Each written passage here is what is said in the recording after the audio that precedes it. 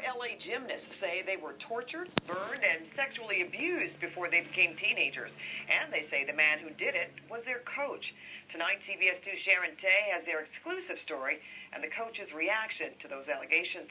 Sharon. Pat, their coach was never charged and hopes to coach again soon. But now, decades later, his former students are coming forward and telling their horrifying stories.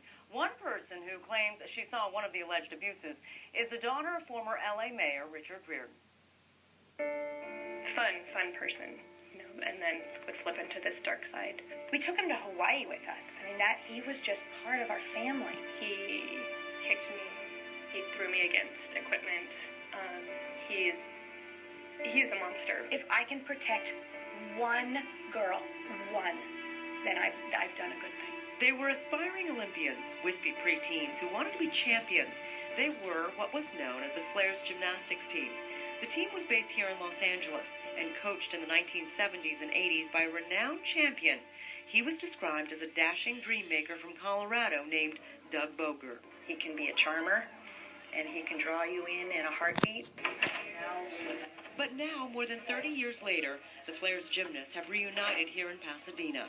Many of the women say behind the scenes, Boger was having sex with them years before they were even old enough to drive. He burned me with a cigarette one time. I know he's done it to other people, too. Amy Moran started training with Boger when she was 9 years old. These 8 former Flares say abuse was as routine as practice. And it was not an accident. I remember him taking a cigarette to her body. Others say Boger would go into a rage, kicking and hitting them, inflicting painful injuries. That was mild compared to what they claim came next.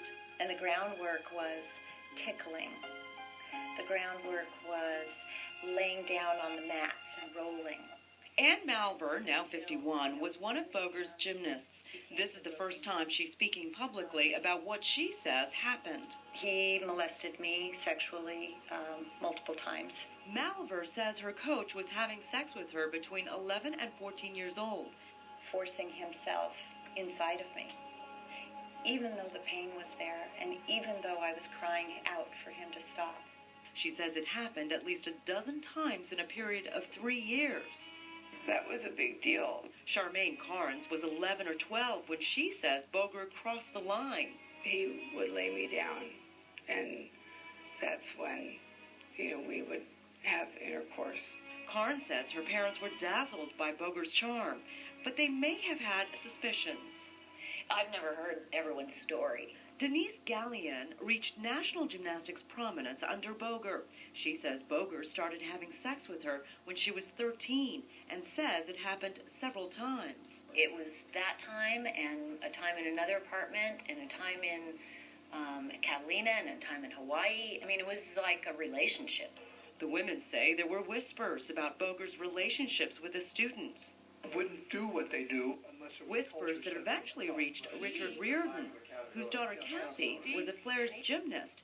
She says she caught Boger during a gymnastics road trip. I saw him in bed with a fellow teammate, and they both jumped out of bed naked. Reardon, who would go on to be mayor of Los Angeles, confronted Boger. I kept telling him, I said, I don't believe you 1 inch. I don't care what you're going to say. You get the hell out of here. Reardon says he contacted other parents and prosecutors.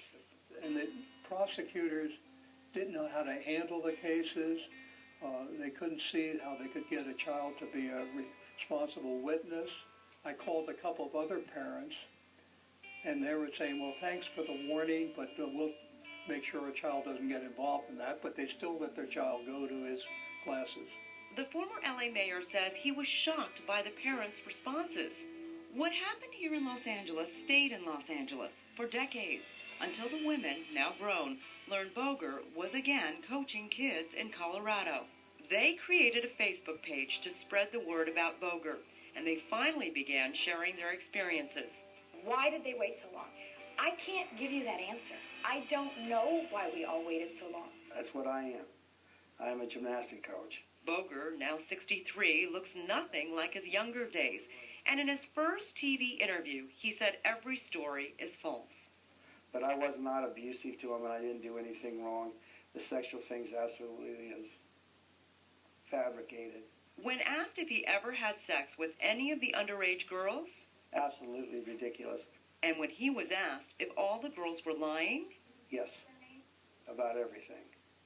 These kids all got together and kind of fabricated this. Boger says his innocence is underscored by a legion of gymnasts and parents who have blogged in support of him. Also, he was tried in 1982 for physically abusing students and acquitted of all charges. I do not abuse them. I do not have sex with them.